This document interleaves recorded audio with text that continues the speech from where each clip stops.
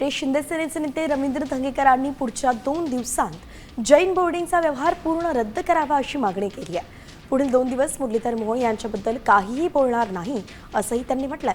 तर या मुद्द्यावरून धंगेकरांनी मुरलीधर मोहोळ यांच्यावरती गंभीर आरोप केले होते आणि त्यांच्या राजीनाम्याची मागणी केली होती।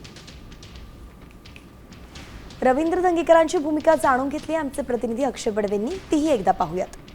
जैन बोर्डिंगच्या व्यवहारासंदर्भात राजू शेट्टी यांनी दावा केलाय की गोखले बिल्डरकडनं हा व्यवहार जो आहे तो रद्द करण्यात आला आहे। या संपूर्ण प्रकरणी रवींद्र धंगेकर गेल्या काही दिवसांपासून आक्रमक भूमिका घेत होते। या भूमिकेकडे आता रवींद्र धंगेकरांचं कसं लक्ष त्यावर आपण बोलणार आहोत। ह्याच्यामध्ये पूर्णपणे हा व्यवहार जोपर्यंत रद्द होत नाही तोपर्यंत मला ह्या कुठल्याच सिस्टीमवर विश्वास नाही।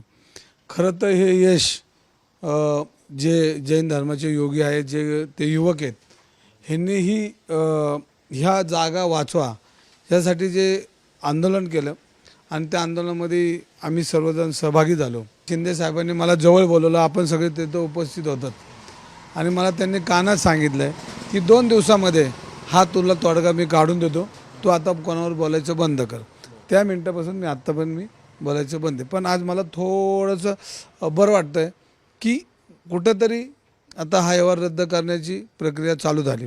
जिलबीचा कार्यक्रम आपला ठरलेला आहे, मी जिलबी वाटणार आहे। चंद्रकांत दादाचा निरोप आला आहे आणि आता निरोप असा नाही आला, हा एकदम फिट निरोप आला आहे। हा लवकर निर्णय लागेल असं मी बऱ्याच लोकांशी बोललो।